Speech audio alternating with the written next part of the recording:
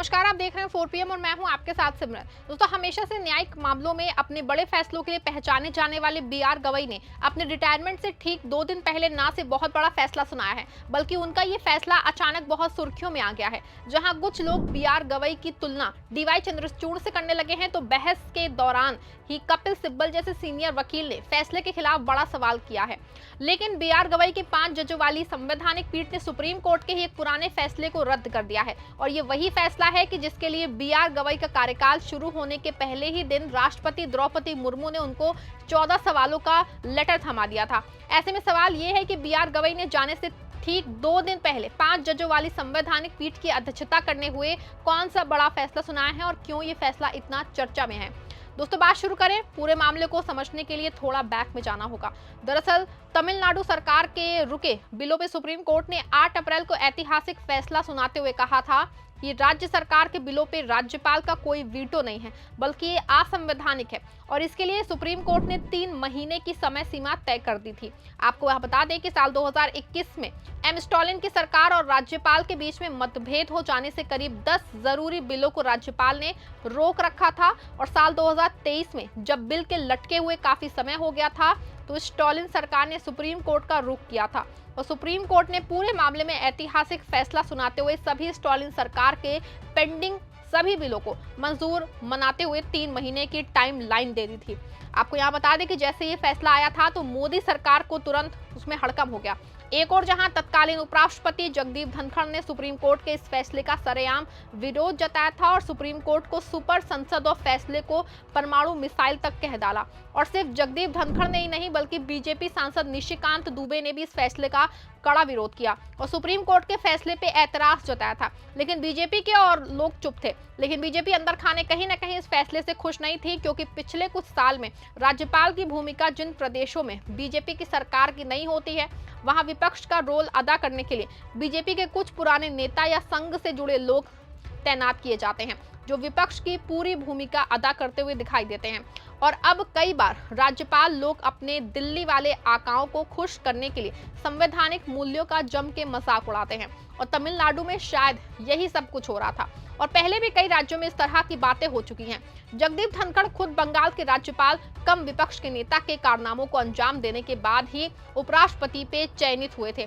ऐसे में 8 अप्रैल को जो फैसला हुआ, वो कहीं ना कहीं विपक्षी राज्यों के सीएम के लिए वो वरदान था, लेकिन पीएम साहब और उनके राज्यपालों के लिए ये जी का जंजाल था। और आखिर में इस जी के जंजाल से छुट्टी लेने के लिए सरकार ने खुद सीधी जो है अपील तो नहीं की, लेकिन हाँ, उन्होंने राष्ट्रपति के जरिए एक 14 सवालों का पुलिंदा चीफ जस्टिस बीआर गवई के शपथ के साथ उनको थमा दिया, और सुप्रीम कोर्ट ने आखिर में 5 जस्टिस की पीठ का गठन करके इस पे ना सिर्फ केंद्र सरकार, बल्कि स्टालिन सरकार और राज्यों की कई विपक्षी सरकारों को नोटिस जारी करके अपनी अपनी दलील रखने की को कहा था। पीठ में जस्टिस सूर्यकांत, विक्रमनाथ, पीएस नरसिम्हा और एएस चंद्रचूड़कर शामिल थे। सुनवाई 19 अगस्त से शुरू हुई थी। सुनवाई के दौरान अटॉर्नी जनरल आर वेंकटरमणि और सॉलिसिटर जनरल तुषार मेहता ने केंद्र सरकार का पक्ष रखा। वहीं विपक्ष शासित राज्य तमिलनाडु, पश्चिम बंगाल, केरल, कर्नाटक, तेलंगाना, पंजाब और हिमाचल प्रदेश ने केंद्र का विरोध किया। और अब इस पूरे मामले पे अब चीफ जस्टिस बीआर गवई को 2 दिन बाद कार्यकाल खत्म हो रहा है, तो इस पे फैसला आ गया है। सुप्रीम कोर्ट की 5 सदस्यीय संविधान पीठ ने सर्वसम्मति से कहा कि राज्य विधानसभाओं द्वारा पारित विधेयकों को स्वीकृत देने के लिए राज्यपाल और राष्ट्रपति के लिए कोई समय सीमा निर्धारित नहीं की जा सकती। न्यायपालिका भी ऐसे मामलों में अनुमानित स्वीकृति नहीं दे सकती है। डीम्स असेंट को आसान भाषा में कहा जाए तो अगर राज्यपाल और राष्ट्रपति के पास कोई बिल मंजूरी के लिए गया है और वो समय पे जवाब नहीं देते, तो कानून ये मान लेता है कि मंजूरी दे दी गई है, यानी बिना बोले भी हाँ मान ली जाती है। गवर्नर के पास 3 संवैधानिक विकल्प हैं: मंजूरी, असेंबली को दोबारा विचार के लिए लौटाना और मंजूरी के लिए राष्ट्रपति के पास भेजना। गवर्नर 3 विकल्पों का इस्तेमाल करते समय अपनी समझ का इस्तेमाल करते हैं। संविधान के अनुच्छेद 200 और 201 के तहत राज्यपाल की शक्तियां उनके विवेक पर निर्भर है। किसी विधेयक पे फैसला लेते समय राज्यपाल मंत्री परिषद की सलाह से बंधे नहीं है। कोर्ट मेरिट में नहीं जा सकता।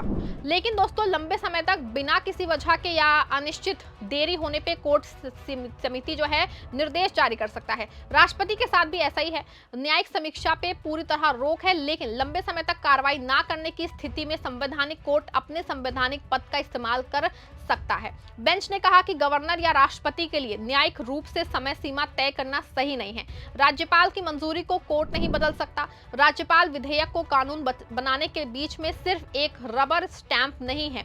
ऐसे में साफ है कि बी आर गवई की अध्यक्षता वाली संविधान पीठ का फैसला आ गया है और फैसला बहुत हद तक पुराने फैसले को लगभग रद्द करने वाला है, क्योंकि इसमें समय सीमा को हटा दिया गया है। यानी कि अब पहले जैसी मनमानी राज्यपाल फिर से कर सकते हैं। हालांकि दोस्तों, ये सुप्रीम कोर्ट ने इतना जरूर कहा कि राज्यपाल को फैसला जल्द लेना होगा और जरूरी पड़ी तो फिर सुप्रीम कोर्ट दखल देगा। लेकिन जो 3 महीने का समय जो है, सीमा जो है, वो पहले सुप्रीम कोर्ट ने दी थी, उसको खत्म कर दिया गया है। आपको बता दें कि कुछ लोगों का मानना है कि सुप्रीम कोर्ट का ये फैसला मोदी सरकार के लिए बड़ी राहत है और यही वजह है कि कई लोग सोशल मीडिया पे chief justice B R Gavai की तुलना डीवाई चंद्रचूड़ से कर रहे हैं। यहाँ आपको बता दें कि जब सुनवाई हो रही थी तो देश के सीनियर वकील कपिल सिब्बल ने ये सवाल उठाया कि राज्यपालों द्वारा देरी के मामलों में समय सीमा और न्यायिक हस्तक्षेप होना चाहिए। लेकिन बी आर गवई ने यह कहते हुए खारिज कर दिया था कि हम राज्यपालों और राष्ट्रपति को दी गई संवैधानिक शक्तियों को ना तो ग्रहण कर सकते हैं, ना ही उनका उल्लंघन कर सकते हैं। मुख्य न्यायाधीश बी आर गवई ने तमिलनाडु मामले में 2 न्यायाधीशों को पीठ द्वारा जारी पूर्व निर्देशों को रद्द कर दिया। आपको बता दें कि ये विपक्ष के लिए बड़ा झटका है, क्योंकि राज्यपाल कई बार अपनी और सरकार की चलाने के लिए बिलों की रोक लेते हैं, जबकि कानून की दृष्टि से चुनी हुई सरकार के आम फैसले को रोकने का अधिकार किसी भी तरह से राज्यपाल के पास नहीं है। वो सिर्फ और सिर्फ उन मामलों पे हस्तक्षेप कर सकता है जहां संवैधानिक मामला बिल के आड़े हाथ आता है और इन मामलों को वो राष्ट्रपति को भी भेज सकता है। लेकिन अब तो जिस तरह से राज्यपाल को विपक्ष के नेता के तौर पे प्रेजेंट किया गया है, वो हर बिल में कानून निकालने लगते हैं और चुनी हुई सरकारों के बिलों को राज्यपाल के संवैधानिक मर्यादाओं के हवाले से रोक लेते हैं। हालांकि अब फिर जस्टिस गवई की अध्यक्षता वाली संविधान पीठ ने समय सीमा को रोक के राज्यपालों और केंद्र सरकार को आजाद कर दिया है, क्योंकि समय सीमा का जिक्र कहीं संविधान में नहीं है। लेकिन तब राज्यपाल संविधान का प्रहरी होता था और बिलों में सिर्फ और सिर्फ ये चेक करता कि संविधान की मर्यादा के अनुरूप है या नहीं। लेकिन अब राज्यपाल का किरदार गैर भाजपा वाले राज्यों में विपक्ष की भूमिका की तरह काम करता है। ये शायद देखने में कहीं ना कहीं सुप्रीम कोर्ट पीछे रह गया है, लेकिन क्योंकि सुप्रीम कोर्ट का फैसला है और इसको मानना हम सब पे फर्ज है, इसीलिए कुछ कहा जाना भी बहुत उचित नहीं है। पूरे मामले पे आपकी क्या राय है? क्या जस्टिस गवई ने अपने रिटायरमेंट से 2 दिन पहले जो फैसला सुनाया है वो मोदी सरकार के लिए एक बड़ी उपलब्धि है या फिर नहीं? क्या इस फैसले से एक बार फिर से राज्यपाल की मनमानी नहीं बढ़ेगी? क्या 3 महीने की समय सीमा का फैसला जो है ज्यादा उचित था? आपकी जो भी राय है कमेंट में जरूर लिखिए। खबर को लाइक और शेयर करिए।